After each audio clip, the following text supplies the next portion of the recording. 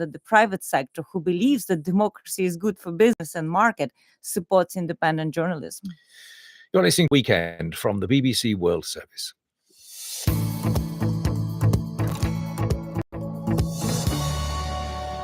Well, now to a television drama which feels very British when you watch it, but which has captured audiences in so many other parts of the world. Adolescent is currently Netflix's most watched show, 24 million views in over 70 countries.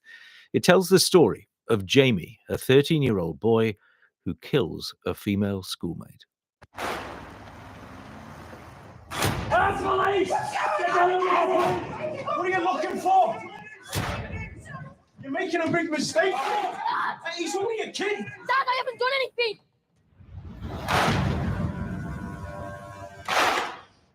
He's a good kid.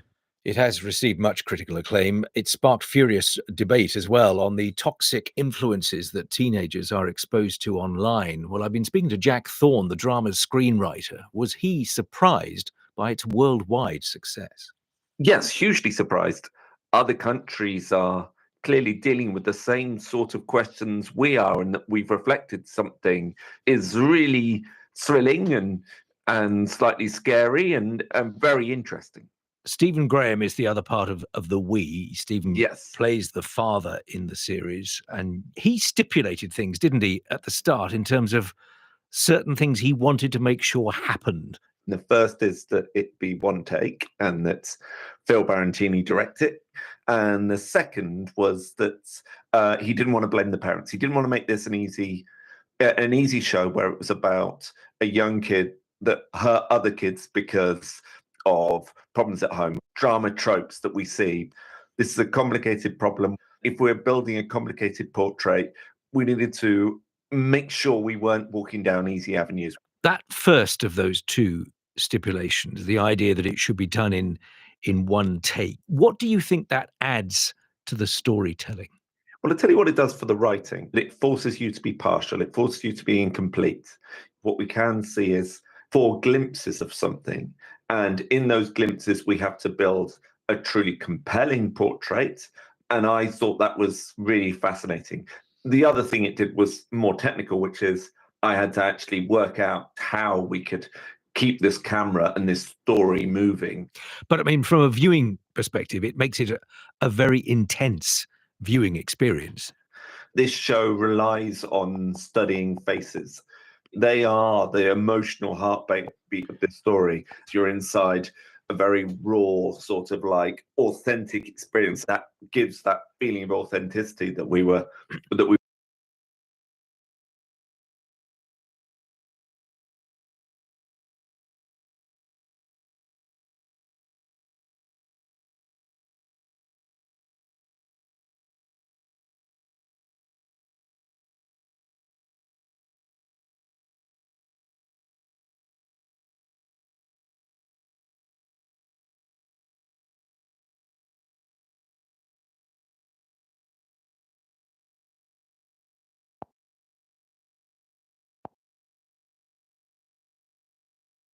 how to manipulate and harm.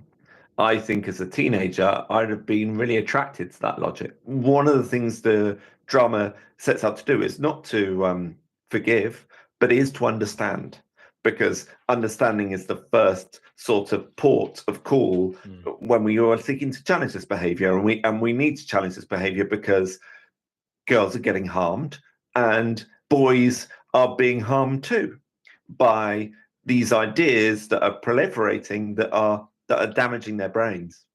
Often via social media or their mobile phones. Oh, yeah, exactly. I managed to transform my algorithm, and it didn't take long, so that when I was looking at videos on TikTok or any of these places, that I was seeing what was being said. And it's not just the Andrew Tates of this world. You and Stephen Graham have, I think, agreed, haven't you, to sit down with members of Parliament in Britain. What do you hope will come out of that conversation? Well, one thing that's happening already that we're really excited about is this idea of trying to lead a discussion about incel culture, about male rage. In terms of how to stop this, I believe that legislation is necessary legislation that bans smartphones in schools and legislation that looks at a digital age of consent. Yeah, they're and banning social media for the under 16s in Australia. So you think we should be going down the same road elsewhere? I really do. I really do. The ideas are that dangerous that we need to police them. Social media is harmful. Like, I'm not the only person saying that. And why shouldn't we treat it like cigarettes? Why shouldn't we treat the brain as carefully as we do the lungs? Have you had a backlash from people because of what you've written and what's on the screen now? Yes, I have, and it's been very interesting. There's been people saying that that I look like I've got too much estrogen in my system. That there's been people questioning my sexuality, but these attacks, these personal attacks, just sort of play into our narrative, I think, which is. And I think there should be a spectrum of the male experience. And I recognize I'm on one side of that male experience and that people who like to spend time in the gym are the other. But the idea that there's one uniform that all men need to put on is really disturbing to me. And so, yeah, I'm happy to be challenged about the way I look because I'm happy that conversation is occurring. Jack Thorne, screenwriter of Adolescence. Andrew Tate mentioned there, of course, the controversial British-American self-proclaimed misogynist influencer on trial in Romania, or soon to be. I'll go to Misha first, simply because I know, Misha, you've seen this, and I think, Aricia, you're still sort of debating whether you can face it. Misha, what do you make of what you've seen? Well, it's worth pointing out that Jack Thorne and his co-writer Stephen Graham are two of about 6 world outstanding screenwriters that Britain has that have come up through the BBC and Channel 4. This is a terrific piece of work, unsurprisingly, on Netflix. The problem it highlights about incel culture, influencers like Andrew Tate, is, to my mind, of deep concern for everybody. We have an organization called Everyone's Invited, which was set up by a young woman ago. And she has just done a study of culture in early secondary and late primary school.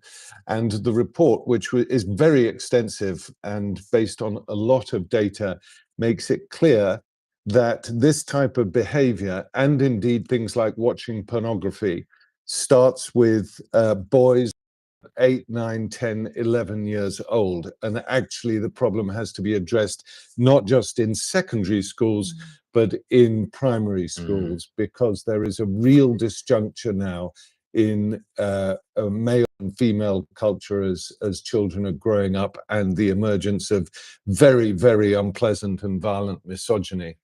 That theme, Aricia, whether you've seen Adolescence or not, is in the minds of so many parents just now. Well, I am a parent. My son is 23 years old, and I think one thing I could see is the impact on humans that technology has. I mean, we are talking about climate change and transition. There is a human change that we're living through, and more closer to home in Ukraine, we see right now how Telegram is being used to recruit teenagers, to bomb, military recruitment offices, to stage all kinds of terrorist attacks, to sell drugs on internet. So we really need to take it seriously, because we will tear apart the fabric of a society, and young adults, young children who are being just shaped by all this violence that parents possibly are not even aware of. Yeah, well, that's one of the issues in the drama here, is that the awareness of the parents, they just don't know what's going on behind the door of their son. Brief word, Misha, the Australian approach, ban social media access until you're 16 years old.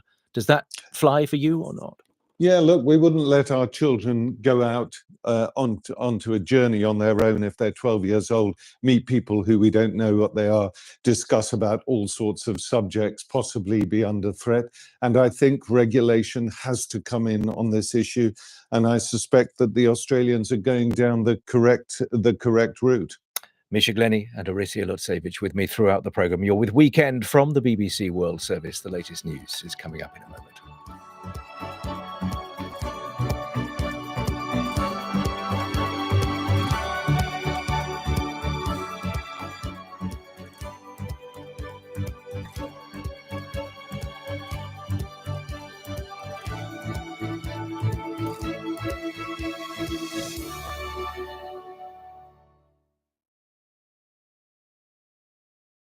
With bbc.com/news, you get the latest news stories anytime you like.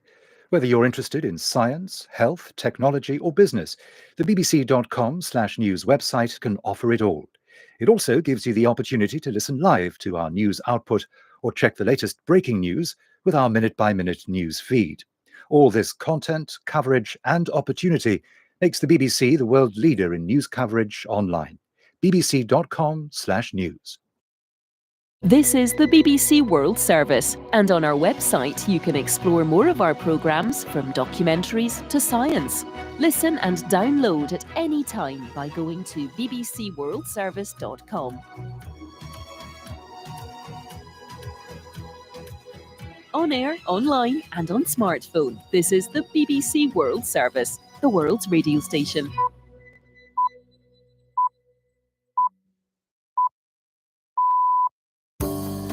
BBC World Service, it's 8 hours GMT. Welcome to Weekend with Julia Morica. Coming up, calls for a general strike by the opposition in Israel if the government insists on sacking the internal security chief. Relatives of hostages want an end to the Gaza war and a freeing of hostages. As one of the world's busiest air travel hubs, Heathrow Airport here in London resumes flights after a fire forced its closure. We'll ask what lessons can be learned for the travel industry. Also on Weekend, there I was at age 14, sitting in front of my first psychiatrist. And to hear that message that basically my brain was broken and would be for the rest of my life felt like a profound existential insult, you could say. how one woman started public conversation on psychiatric diagnoses and medication in the United States. That's all on Weekend after the World News.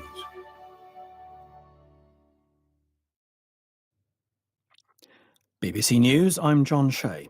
The opposition mayor of Istanbul, Ekrem İmamoğlu, has been formally arrested and charged with corruption. It comes a day after more than 300 of his supporters were taken in during protests in cities across Turkey. Mr. İmamoğlu was first detained on Wednesday. Emily Wither is in Istanbul. I think now that we've heard that İmamoğlu will be jailed, more people are likely to come out onto the streets tonight. There is a very harsh police crackdown going on. We've seen hundreds and hundreds of arrests. Another interesting thing to look out for is that the Istanbul municipality building is currently being occupied by İmamoğlu's staff and the leader of the opposition party, and they are refusing to leave the building. Now that İmamoğlu has been jailed, we may see some kind of standoff over the actual building itself. An Israeli airstrike in southern Gaza has killed a senior Hamas figure and member of its political office, Salah al-Badawil. Al-Badawil, a former spokesman for the militant group, is said to have been killed alongside his wife in a tent in Khan Yunis. The European and Kuwaiti hospitals in southern Gaza say Israeli strikes overnight have killed at least 17 people. This analysis from Emma Nada in Jerusalem. Israel is saying for its part that it's prepared to use severe force to try and, what it says, force back Hamas to the negotiating table and indeed to release the hostages. For Hamas's part, they are saying that they are on the negotiating table, but Israel is not interested in negotiating for a final end to the war. And this attack today will be seen by Israel no doubt a known face and a known figure. Israel's opposition leader Yair Lapid has called for a general strike if Benjamin Netanyahu's government insists on sacking the internal security chief. Mr. Lapid was addressing thousands of demonstrators in Tel Aviv. The Prime Minister has insisted that Ronan Bar must go. Pope Francis is to leave hospital today. The 88-year-old pontiff was admitted last month with a severe respiratory infection. Bethany Bell in Rome has more details. After more than 5 weeks in hospital, Pope Francis is about to go home to his residence in the Vatican. He had pneumonia in both lungs, the most serious health crisis of his papacy. His doctors say he went through 2 life-threatening episodes. Now they say his condition is stable and the pneumonia has gone, although he hasn't yet completely healed. His doctors say he'll need to rest and recuperate for at least 2 months. Today, he's expected to appear at his hospital window and offer a blessing before he returns to the Vatican. World News from the BBC. Activists and journalists in Indonesia have expressed concern after a severed pig's head and decapitated rats were delivered to the office of a magazine critical of the government. Its editor, Setri Yasra, said the deliveries were intended to undermine their work, but he vowed to continue pursuing their journalism. The weekly Tempo has been critical of President Subianto's policies. A presidential spokesman sought to downplay the incident, saying the staff should just cook the pig's head, but later backtracked, saying press freedom should be protected. Ukraine says 3 people have been killed and several injured in an overnight Russian drone attack on Kiev. Debris from a drone that was shot down caused fires in apartment blocks. Meanwhile, Russia's defense ministry said it had brought down nearly 60 Ukrainian drones, mostly over the southern region of Rostov. Venezuela's President Nicolas Maduro says his country has agreed to resume accepting flights deporting its nationals from the United States from Sunday. Merlin Thomas reports from Washington. According to a top Venezuelan official, the country has agreed to resume accepting flights deporting its nationals from the United States. Diplomatic tensions have been heightened since President Trump recently deported Venezuelan migrants to a notorious prison in El Salvador, alleging that they were powerful Venezuelan gang members. A senior Venezuelan official, Jorge Rodriguez, said that migrating isn't a crime, and we won't rest until we rescue our kidnapped brothers in El Salvador. Early this week, the US Secretary of State said Venezuela would face escalating sanctions if it didn't agree to take back more of its citizens. Ecuador says a new leak has been found in a fuel pipeline in the Amazon region. The Energy Ministry called it an act of sabotage. Officials are working to contain the spill with floating barriers in the Coca River. It comes days after another spill left hundreds of thousands of people without clean drinking water. And that's the latest BBC World News.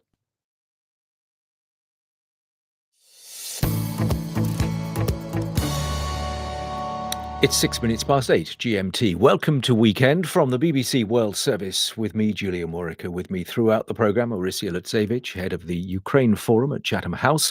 That's the London-based think tank. And British broadcaster and journalist Misha Glenny, rector of the Institute for Human Sciences, is with me from Vienna.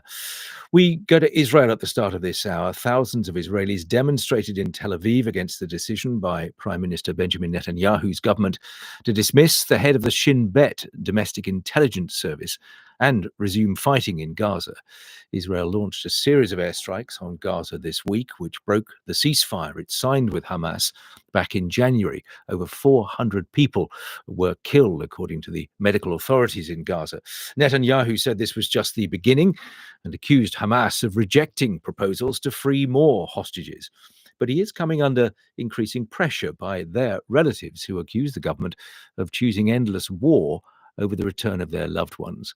Of the 251 Israelis taken into Gaza on the 7th of October 2023, 59 are still there. It's thought 24 of those are alive. Well, the family of Tal Haimi is hoping for his body to be returned. Udi Goren is his cousin and joins me on the line. Udi, welcome to the programme. Good morning. Thank you for having me. Good morning. To those listening who aren't familiar with your cousin's story, remind us what happened to him on the 7th of October.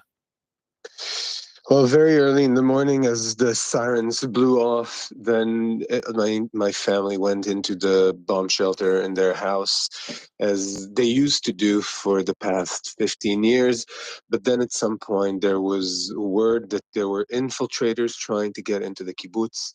Tal went out to check up on that, and from that point on, we're not entirely sure what happened minute by minute, but we know that it ended with a confrontation where Tal was killed, and then his body was taken to Gaza. And since then, your desire above all others has been to get his body home. Absolutely. Tal is fourth generation to the founders of the kibbutz. His grandparents and my grandparents are among the founders of this place, and he chose to live there. He chose to raise his family there, and it doesn't matter what happened over the years. And the over and over when there was missile fire from Gaza and the ongoing tensions, and yet he chose to stay there, and he has to be back on the grounds of the kibbutz where he loved and lived and was a part of the community for his final resting place. So when you look at the current situation, and I know you and others within your family have been among those protesting of late in Israel, what are you trying to persuade your government to do now? That we must prioritize. It's evident after 17 months that unless we prioritize, we will not make any progress because we've been through this cycle. We've been through the ongoing war and then incursions, ground incursions, and so on. And the only way that hostages come back home is when leaders sign papers. That's the only way that they come back. And even though there were several military operations that brought back a few of the hostages, at the end of the day, there are 59 of them, and all of them must be back. So this is what we're asking. You know, Hamas is a threat to Israel. I don't think I need to convince anyone of that. But at this point, we've got to prioritize the people who are still there to bring them back home. Just to your point about the Hamas threat, that's clearly something that Mr. Netanyahu would highlight if he were talking directly to you now. How do you convince him collectively as a group who are taken to the streets on a nightly basis at the moment that there is a priority that he should follow that he isn't following now? Well, I would say two things. A, we've been doing this for 17 months, and there hasn't been significant progress in ending this conflict or this current war. And B, Hamas right now has one strategic asset, one and only, and that is the hostages. And once all the hostages are back home, then we deprive Hamas of its one and only strategic asset. And then we finally can move forward in resolving this. You know, when I speak of this, I don't just speak of myself. I don't just speak of my family. I speak, first of all, for all Israelis, that you see them out in the streets. They absolutely realize that we must prioritize. But I'm also speaking for the Gazans. The Gazan civilians who have suffered tremendously throughout this war, they don't deserve this. And if their leadership cared about them at all, they would disarm and leave Gaza and of course, and bring back all the hostages. In that very moment, the war would end. But sadly, Hamas as a terrorist organization cares absolutely nothing about its own. This is the reason I'm speaking to my government, because I feel that my government does care about the values representing Israel. It's very good to have you on the program, Udi. Thank you very much indeed for coming on. Udi Goren, who's the cousin of Tal Haimi, and as you heard, the family wanting Tal Haimi's body to be returned to Israel. On the politics of this, Misha Glenny, where do you see Mr. Netanyahu's situation now? Well, since before October the 7th, Prime Minister Netanyahu has been doing everything he can to retain power. He is, of course, as we know, under investigation on corruption charges. As long as he's Prime Minister, those charges will not be brought against him. I am convinced by the arguments made by many Israelis, including Yair Lapid, that this is all part of Netanyahu's strategy to retain power in Israel. And the impact that people like Udi Goren, who we've just heard from, and others who are out on the streets, often in this case, relatives of those either still being held or who are known to be dead, but their bodies are still being held in Gaza. How much more could they do and say, do you think, in this debate that might change things? Well, they talk about it a lot. They go out onto the streets, they lobby, they generate interest throughout Israel and the wider world. I think they're doing all they can. And I think the point he made just now was so important. The only way that hostages have been released is by people signing things, negotiations. That's the only way it's happened. And he also said, you know, it's the only strategic asset that Hamas currently has. Arita, you watch the politics of this closely, I don't doubt. What is quite striking is that the pressure on Netanyahu comes from the relatives on the street, not from the White House, that has brokered this ceasefire. And Trump has, and Vitkov, that special envoy, that right now is negotiating on behalf of also between Ukraine and Russia on Monday in Jeddah. So I think that there are some similarities striking where America will do something and then suddenly will become disinterested when it's not working.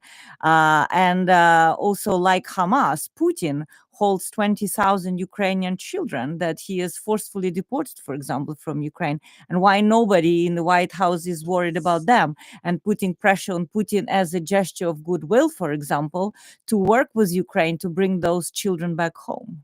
A word about Israel's continuing new ground offensive in Gaza. It sent troops back into the Netzarim corridor, which splits Gaza down the middle.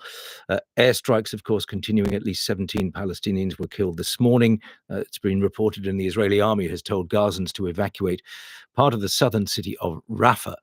An official from the UN Agency for Palestinian Refugees, UNRWA, described the situation in the Strip as, quote, gravely, gravely concerning, with absolutely desperate tragedies occurring all over Gaza. Well, during the course of the conflict, we've kept in touch with Asma, who's a teacher from northern Gaza, who spent the past 14 months in camps for displaced people in the south of the Strip. We caught up again with her on Friday. This week's attacks found her back in the north, having returned there during the ceasefire, when the Israeli army partly withdrew from that Netzarim corridor, allowing for displaced Palestinians to return to their homes in the north.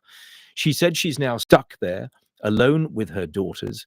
She's not in her own home, which was destroyed during the war, but in a rented apartment found by her brother. When he found it, he called me, Asma, it has 5 rooms, but 3 walls were not here. I said, it's okay. We can cover them with a plastic or like blankets, just like the others families do in the north. We have finally an apartment after living in a tent for more than 14 months. It was, like one of the biggest achievements. I can't believe that word's coming back. Tuesday, the morning, I was really, really shocked and woke up from the voices of the rockets targeting a building very close to us. I was trying to ask my daughters to take a breath and stop crying. And since that day, I hardly can find food. I hardly can find bread. I hardly can sleep. I hardly can let my daughters stop scaring or shouting because of the rockets.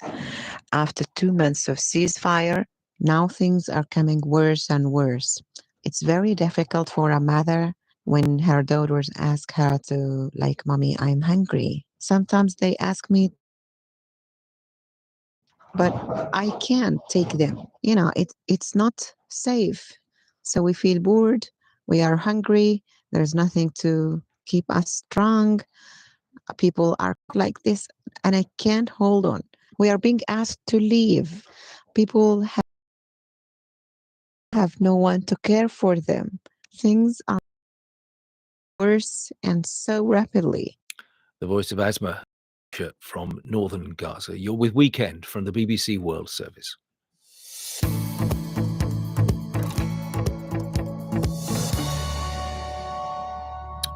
We're going to talk about air travel for the next few moments. A number of flights have been coming in and out of London Heathrow Airport after electricity was restored. Things pretty much back closed for most of Friday, causing global travel chaos. More than 1,000 flights. An urgent investigation into the power failure is underway. It will assess what went wrong and examine the energy resilience of Britain's critical infrastructure. Heathrow laid on hundreds of extra staff yesterday to help clear that passenger backlog. And everything now does look normal. But let's reflect on it all with Anita aviation consultant and special advisor to the Secretary General of UN Tourism. Anita, welcome. Good morning. Good morning. How do you reflect on all of this and how it looks to the wider world?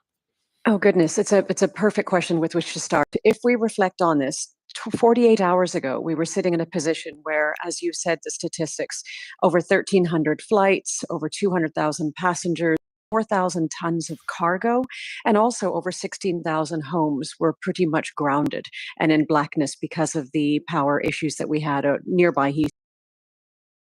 In terms of how it's been managed, there's the operational management of it, and there's the leadership management of it.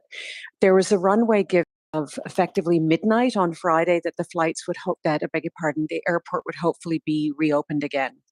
That deadline was met 6 hours before. So it was pretty much 18 hours that the airport was shut down. And there was great, as we saw yesterday, or I beg your pardon, on Friday night, with the CEO stating pride in the operational recovery of the fact that the Heathrow Airport was able to bring it back together. But that's not enough, because what's been quite saddening for me, admittedly, since, and especially